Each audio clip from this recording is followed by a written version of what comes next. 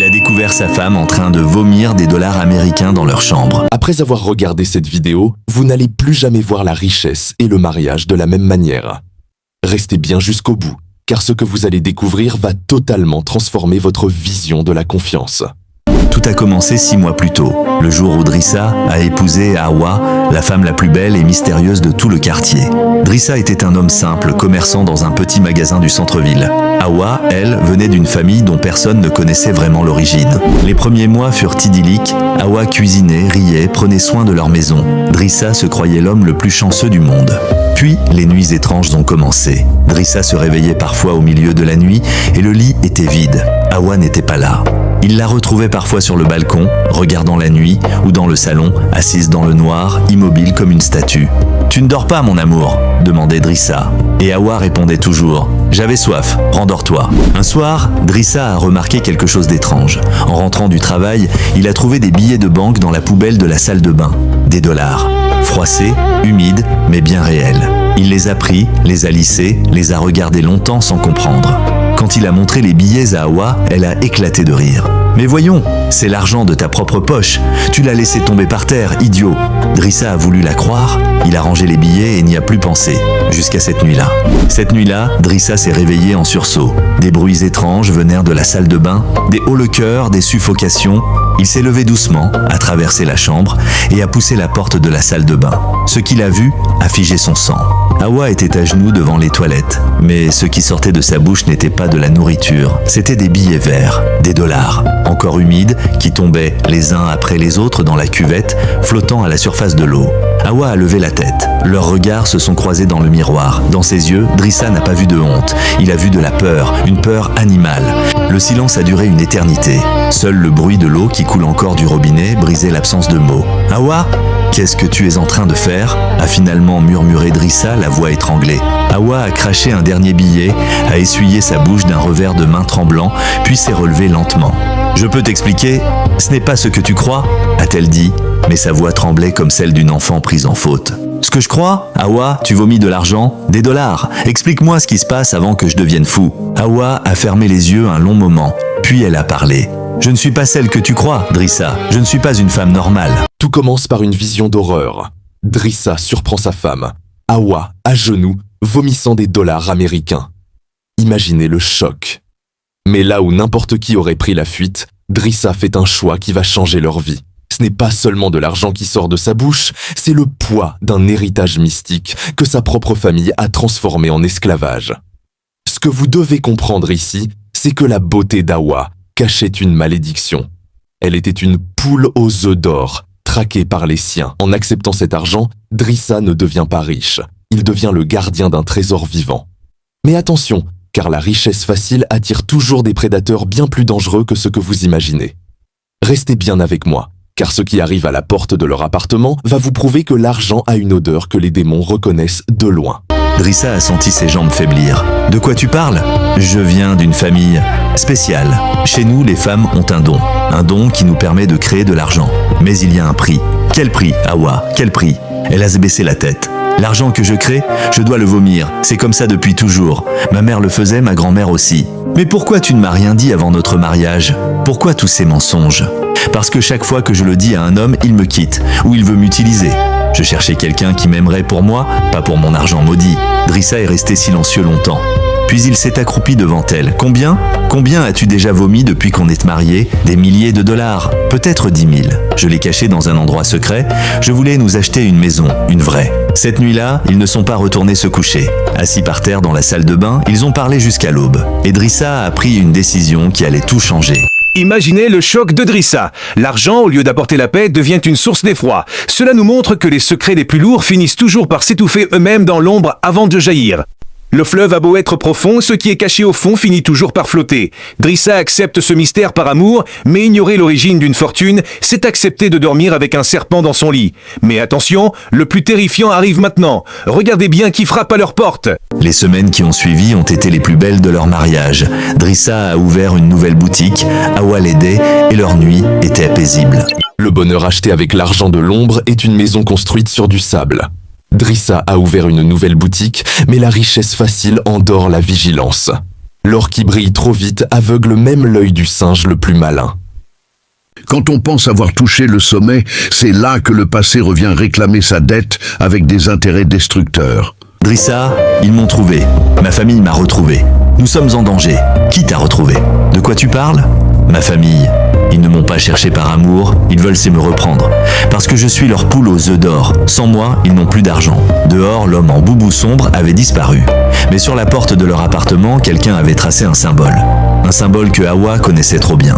C'est le signe des récupérateurs, ils m'ont marqué. Dans 3 nuits, ils viendront me chercher.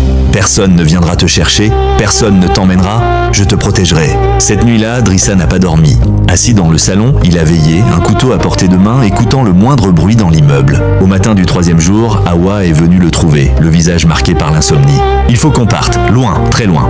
Partir où? Ils te retrouveront, il faut les affronter. Tu ne sais pas de quoi ils sont capables. Ma propre mère m'a vendu à eux quand j'avais 12 ans.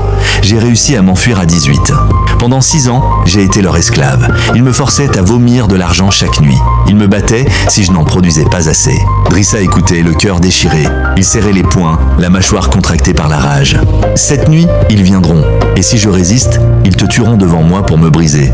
Je ne veux pas ta mort, Drissa. Alors, on va les battre à leur propre jeu. Tu m'as dit que l'argent que tu vomis, c'est toi qui le crées. Alors crée. Crée plus que jamais, mais pas pour eux, pour nous. Je ne comprends pas. Cette nuit, quand ils viendront, ils trouveront une femme qui vomit de l'argent, mais pas pour eux, pour nous. Et on va leur faire une offre qu'ils ne pourront pas refuser. Le plan était simple mais risqué. Hawa avoue qu'elle a été vendue à 12 ans et traitée en esclave pour vomir cet argent. C'est la preuve que derrière chaque gain mystique se cache une souffrance humaine inimaginable. Celui qui s'assoit sur le dos d'un lion doit s'attendre à affronter ses griffes. Drissa veut la défendre, mais face à des forces prêtes à tuer, la colère ne suffit pas. Attendez de voir la confrontation face aux sorciers de la famille. Leur réaction va vous glacer le sang. 3 silhouettes sont entrées dans l'appartement. Le vieux à la canne, l'homme en boubou sombre et une femme voilée qui semblait commander. Nous savons que tu es là, Hawa, tu ne peux plus fuir, c'est fini. Soudain, la lumière s'est allumée. Drissa était assis dans le fauteuil, un verre d'eau à la main, parfaitement calme. Bonsoir, on vous attendait.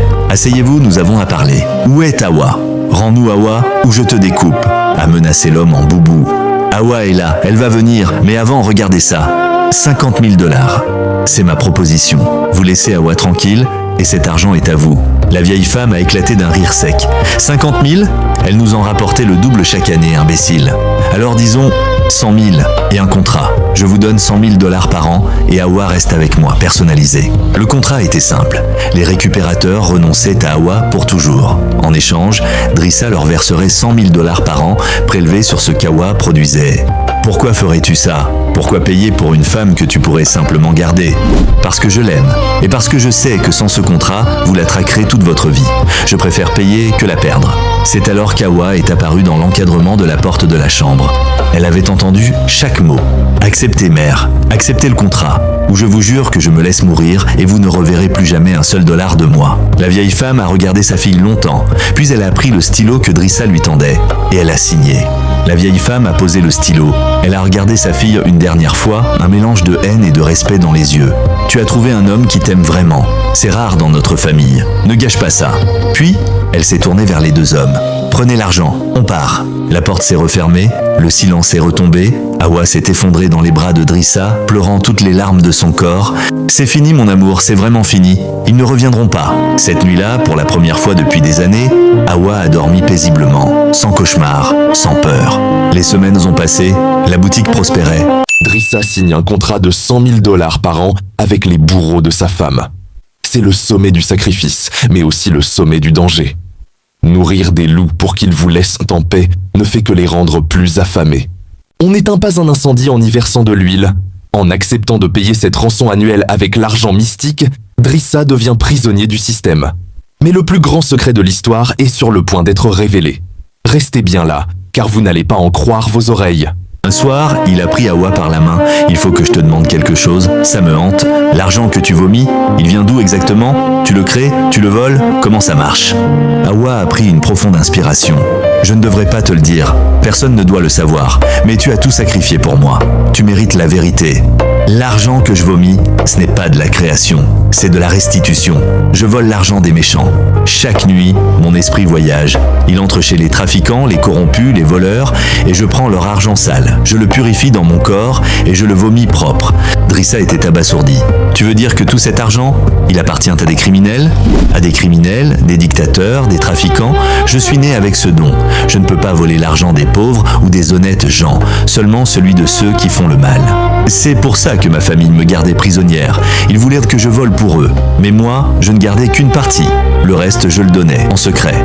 Drissa est resté silencieux longtemps, digérant cette révélation. Sa femme était une sorte de justicière mystique, volant les riches criminels pour redistribuer aux pauvres. Est-ce que tu as déjà volé quelqu'un d'honnête? Jamais. Je ne peux pas. C'est le pacte de mon don. Si je vole un innocent, je meurs dans d'atroces souffrances. Ma mère en a fait les frais. Ta mère? Que lui est-il arrivé? Un jour, ma mère a volé un commerçant honnête pour aider ma grand-mère malade. Elle a cru que l'amour familial la protégerait. Le lendemain, on l'a retrouvée morte, des dollars plein la bouche. Drissa a serré sa femme contre lui. Je suis désolé que tu aies vécu tout ça. Maintenant, tu sais tout. Mon passé, mon don, ma famille. Si tu veux partir, je comprendrai. Au fond, cette histoire nous laisse face à une vérité implacable. Aucun raccourci dans la vie ne reste gratuit. On peut chercher à habiller une richesse mystérieuse avec de bonnes intentions, mais l'eau trouble, même filtrée, garde toujours son goût d'origine. La paix de l'esprit est le costume le plus cher qu'un homme puisse porter. Ne le vendez jamais pour une poignée de dollars.